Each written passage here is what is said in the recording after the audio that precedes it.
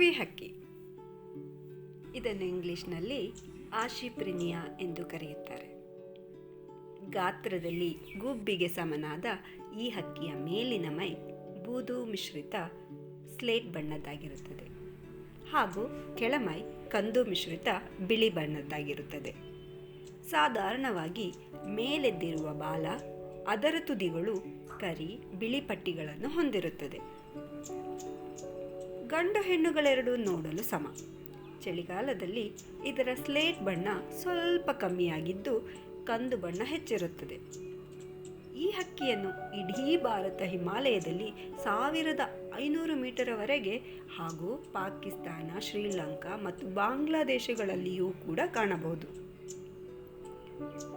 ಬಣ್ಣ ಹಾಗೂ ಗಾತ್ರಗಳಲ್ಲಿ ವ್ಯತ್ಯಾಸವನ್ನು ಹೊಂದಿರುವ 4 ಪ್ರಭೇದಗಳಲ್ಲಿ ಈ ಹಕ್ಕಿಯನ್ನು ಕಾಣಬಹುದು.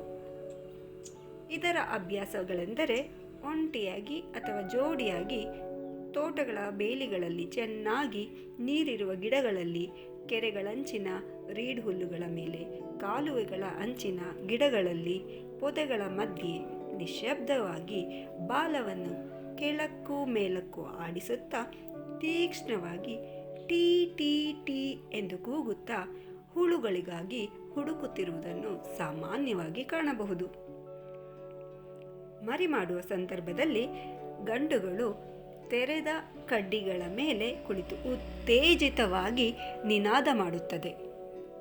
ಅಕಸ್ಮಾತಾಗಿ ಇವುಗಳ ಗೂಡಿಗೆ ತೊಂದರೆಯಾದಲ್ಲಿ ಈ ಹಕ್ಕಿಗಳು ಜೊತೆಗೆ ಇವುಗಳ ಜಾತಿಯ ಇತರೆ ಹಕ್ಕಿಗಳು ಸೇರಿ ವಿಶೇಷವಾದ ರೀತಿಯಲ್ಲಿ ಕಿಟ್ ಕಿಟ್ ಕಿಟ್ ಎಂಬ ಶಬ್ದವನ್ನು ಮಾಡುತ್ತವೆ.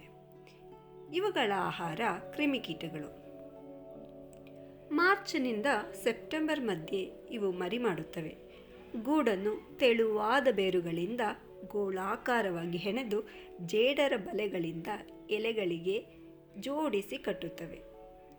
ಅದರಲ್ಲಿ ಇಟ್ಟಿಗೆ ಬಣ್ಣದ 3ರಿಂದ 4 ಮೊಟ್ಟೆಗಳನ್ನಿಟ್ಟು ಗಂಡು ಹೆಣ್ಣುಗಳೆರಡೂ ಕಾಪಾಡುತ್ತವೆ. 12 ದಿನಗಳಲ್ಲಿ ಮೊಟ್ಟೆಗಳು ಮರಿಯಾಗುತ್ತವೆ. ಇದು ಟುವಿ ಹಕ್ಕಿಯ ಕತೆ.